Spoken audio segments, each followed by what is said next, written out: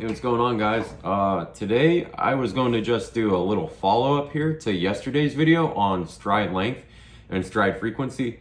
I'm looking at some of the forum posts from Charlie Francis forums, charliefrancis.com.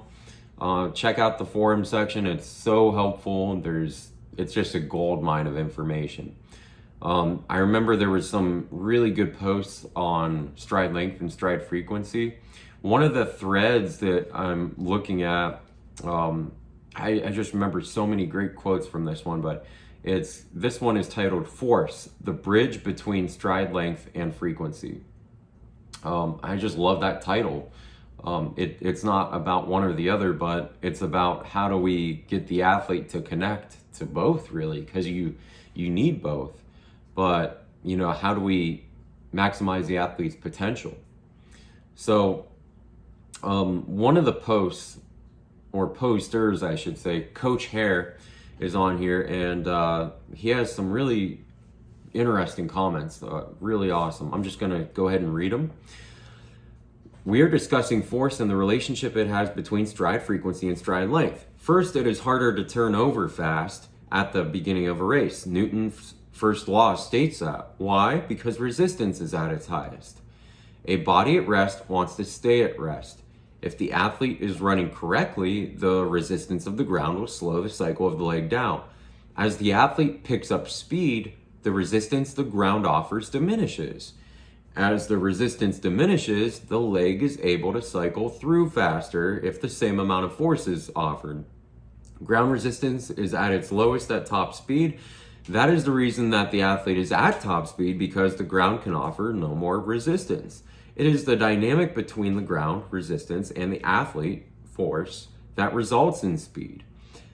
Coaches and athletes often forget that the athlete needs the ground to accelerate. Speed is a dance between the ground and the athlete, to metaphorically put it. It is about give and take. Force is applied to the ground, and the reaction is the ground applying an equal and opposite force to the body. Here's an example. Get on a bike and try to turn over as fast as you can in a medium to high gear.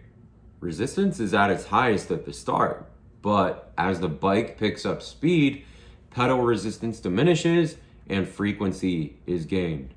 So stride frequency comes out pretty naturally if the range of motion is there, if the athlete is being patient, not forcing things, not trying to reach and pull, not trying to chop their stride, but it naturally comes as a result of applying force. He goes on further.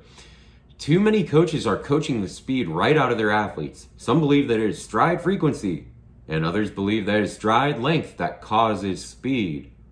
The answer is neither. They are both measurements of speed, but not the cause of speed. Speed is the result of net forces acting on the ground. I just love all those statements right there. That just really sums it up. My premise is that the more force applied will result in longer stride length and greater frequency. What it comes down to is the active forces of the body, legs, working against the resistive forces of the ground. The legs need something to push against in order for the body to pick up speed. It is how fast the body is moving over the ground that matters. Apply more force to the ground and you will have an increase in stride length and stride frequency. Keep in mind that the athlete accelerates at a decreasing rate, and the biggest gains in acceleration are at the beginning but diminishes as higher velocity is attained until top speed is reached. At top speed, frequency should be at its highest because the resistive forces are low, meaning that the only thing to slow the leg down is fatigue. It is the resistive forces that slow frequency down, but they enhance stride length. As force is applied, there is a blending of stride length and stride frequency, and the end result is speed. So, speed, velocity is the result of really having the proper balance of both, and really, again, like he said, they don't cause speed, stride length, or stride frequency. They're just measurements of it. What really causes it is applying force to the ground correctly. That doesn't mean to over push. It doesn't mean to, force things and bound your way down the track. It just means that there has to be a proper balance, and it starts with just applying force correctly. If you do that, you won't have to like chop your stride. You won't have to reach and try to pull for stride length, you know? So it's, again, the balance. And I think that, you know, certainly individual athletes are going to have different formulas of getting there. But at the end of the day, you know, it's not like, oh, we should be teaching all our athletes just to have stride frequency. I think that that is something that's trending lately. I think that at different periods of time, if you really look into sprint training and the history of it, there's usually fads where stride length was something emphasized for a while, then stride frequency and this and that. And it seems like lately stride frequency has come back. And so I think we're overemphasizing it in the track and field community as of late. And it's just because we've gotten to the point where we overanalyze things because of analytics. And a lot of coaches are missing the big picture and common sense. I mean, you know, they go on in this forum to talk about, yes, you want to maximize your force, but you know, certainly you can over push and you can overdo that. But at the end of the day, you know, if you apply force correctly, you're going to get velocity as a result. It's like if you're going to throw a ball, right? Like imagine I had a baseball. I want to throw that as fast as I can. Well, I have to throw it as fast as I can. But that requires a lot of force, you know? So it goes hand in hand. You know, at the end of the day, you don't want to muscle things. But, you know, it's just important to understand that there is a result of velocity that comes from force application. I just can't emphasize that enough. And one of the books that the same user, Coach Hare, recommends is, and I've read it and I will probably go over it at some point. Once I get all the hard copies I have of my books, I'm going to go through them. But it's called Mechanics of Athletics. And it's by Jeffrey Dyson, Geoffrey. Geoffrey Dyson. I'm not sure how you pronounce that, but Mechanics of Athletics is the title of the book. Excellent. If you can find your hands on one, on, you know, somewhere on the internet, eBay or whatever, definitely recommend it. A lot of great information in that book. It's a pretty old book, but I mean, it's timeless. The things that Dyson goes over in those books, excellent. So check that out. So yeah, I just think that was a really interesting perspective. It's like, yeah, don't overemphasize one or the other though. Let speed happen as a result of other things. Now, moving on to another thread, Charlie Francis.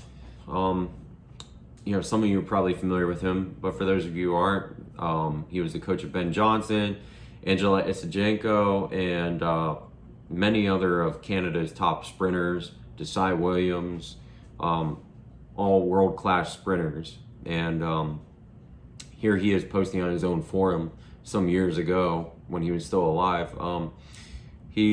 He gives some really nice advice about just stride length, stride frequency, and some of the nuances you'll see. He says total strides and thus average stride length may not change, but the distribution of stride length will change as performance rises. As pointed out on the forum content, number 1, start stride length may shrink as the foot must land quicker and sooner when the athlete is driven out at a lower, more aggressive angle. So even though you can get more projection because you have more power and you're applying force very well as a top athlete, your stride length at the start might actually shorten just because you're actually able to come out now at a lower, more aggressive angle. And thus, if you're lower, you're closer to the ground, right? You don't have a lot of space here between you and the ground versus when you were younger, not as fast and not as developed, and you had to come out at a higher angle. You know, you got a lot of space here. But when you're here, you don't have a lot. So you have to cycle down a lot quicker. It's just the nature of having such a low angle because of your increased power level. So I think that's really, interesting though, that again, even though you can project yourself out farther, you may have a shorter stride. Number 2, he says, mid strides get longer with more power, which makes sense. As you get upright and you're getting all that lift over the ground, your strides are just going to be longer. As you become more powerful and just a better sprinter, you're likely going to have longer strides at top speed. Doesn't mean you should force it. It's just what happens as a result of that projection.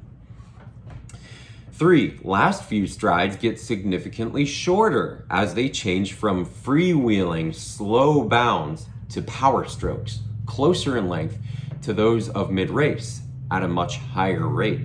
So the end of the race, when you start getting better at your last 30, 40 meters, a lot of it's going to be not because, you're bounding your way to the finish line, but you're actually going to maintain your top speed better, right? Your stride frequency is maintained better. Why? Because for one, if you're able to handle that fatigue, likely you're going to be able to keep your hips higher over the ground. So that's the main thing. If you're keeping your hips higher over the ground, then you're likely to strike right underneath your body. If your hips are sagging, you're going to strike further in front of your body. So your stride length might actually increase at the end of the race as you become faster. Or did I say stride length? Your stride frequency may increase at the end of the race as you get faster because you're able to maintain your hip height. And number 4, he says average rate and specific point rate increase with performance. So, rate just increases as a result of your performance and power levels. Other than that, there's another thread on Charlie Francis forums where they talk about, it's called pushing as long as possible versus getting the feet down faster, which is really a useful, interesting point, or topic, I should say. And Flash is another user on there who's been there for a long time and was a top level sprinter at one point. He says, your arms control your legs. Pump the arms and the rest should take care of itself. To the extent you are even aware of your legs, simply step straight down. The great irony that Charlie always pointed out was that as you get stronger and faster, you actually lose the sensation of pushing against the ground.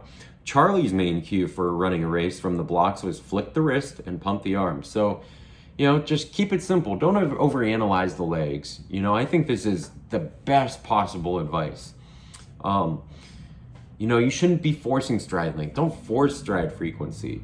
Let things occur as a result of your training. If you're getting more explosive and powerful through your training, then you're not going to have to, over focus on one aspect or another.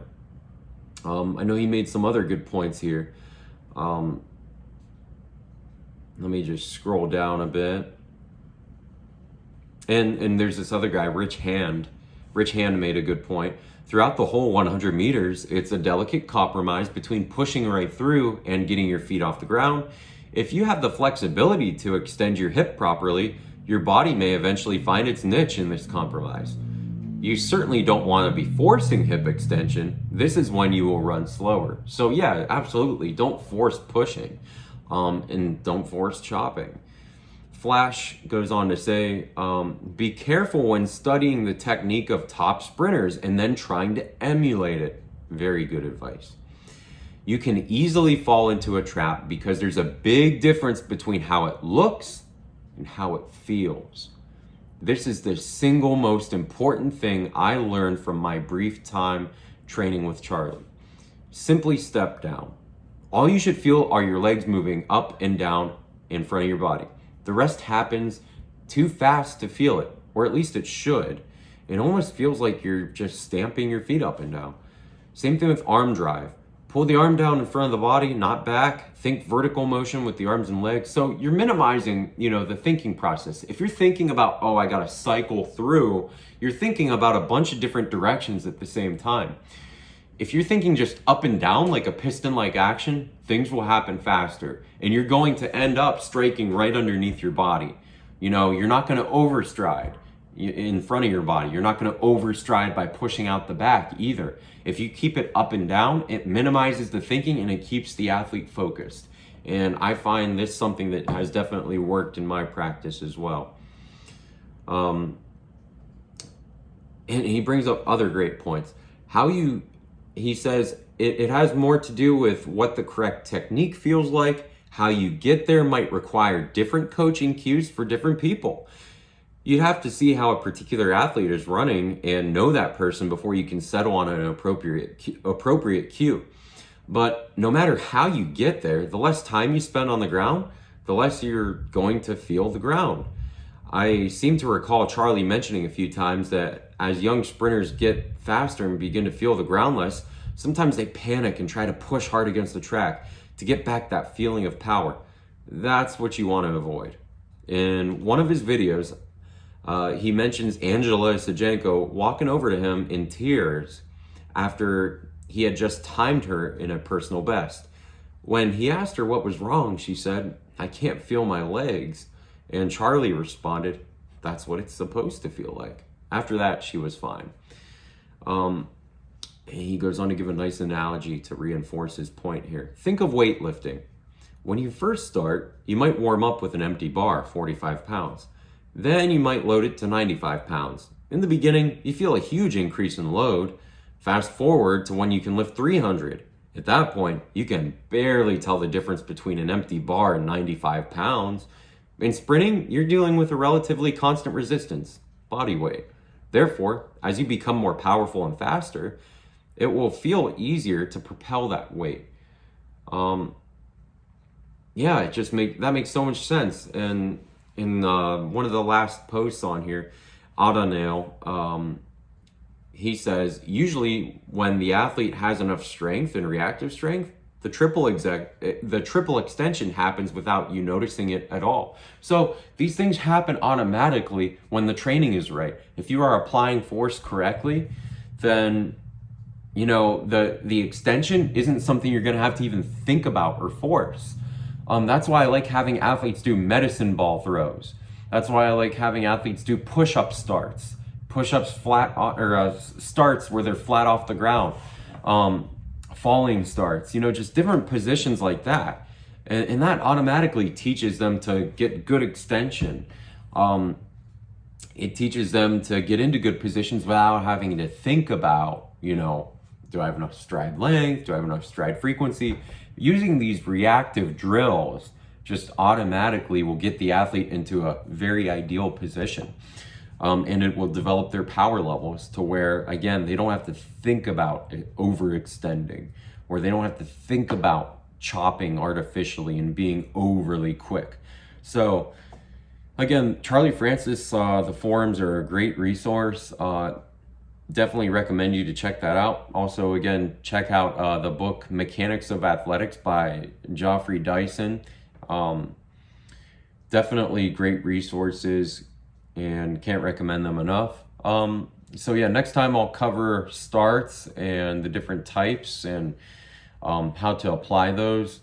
So hope to see you soon again. All right, until then, train well, guys. See ya.